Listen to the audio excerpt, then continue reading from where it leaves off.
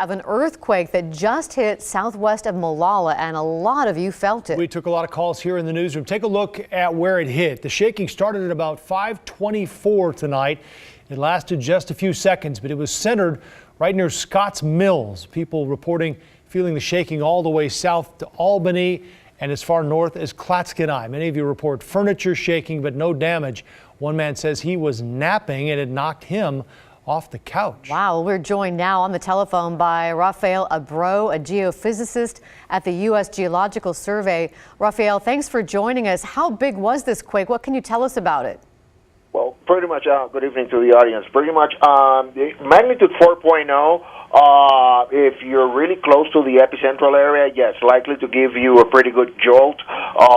But this is not the type of earthquake that we would expect to see any damage associated with it or anything else. Actually, very typical quake for the Pacific Northwest. So we hear a lot about the fault lines up here, Rafael. Do we know where this one was? Well, we have the latitude and longitude of the quake, and basically, pretty much the locations and the reference that you guys gave to the public are pretty much it.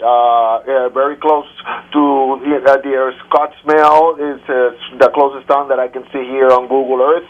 All right. Once again, pretty not a heavily populated area from what I can see. Is there a fault there, Rafael? And could we see more aftershocks? Okay.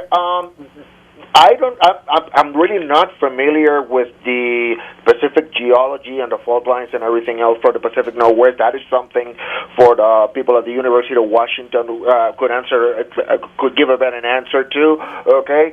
With regards up to aftershocks and everything else, I don't really expect to see any aftershock to this event. It's kind of like I said, this is a very typical Pacific Northwest earthquake. Thank you so much for joining us on the telephone to tell us more about that. I want to tell you about a quake that is very similar to this. It struck very close to where the spring break quake hit back in 1993. Yeah, that quake was quite a bit stronger, though, 5.6 magnitude. That one hit about 5:30 in the morning. It was felt all the way from Roseburg to Seattle. Several people were injured in this earthquake. The spring break quake, also the most expensive as far as property damage. It caused about $30 million in damage, including to Molalla High School and even the Capitol Rotunda in St. So that was back in 1993. Let's check in with Chief Meteorologist Matt Zafino about this latest quake. Matt? You know, you mentioned the spring break quake in 1993. This quake today at 5:24 this afternoon, our strongest since then. And this is a 4.0. That was a 5.6 back in 1993. You may be thinking, well, that's not that big of a difference. But you think about the earthquake magnitude scale is that it's a logarithmic scale. So for every point increase in the scale, it's 10 times stronger. So a 5 is 10 times stronger than a 4. So a 5.6 is much more than 10 times stronger than the quake we had today. So that one back in 1993, quite a bit stronger than the quake we had just this afternoon, as you mentioned, at 5:24 this afternoon.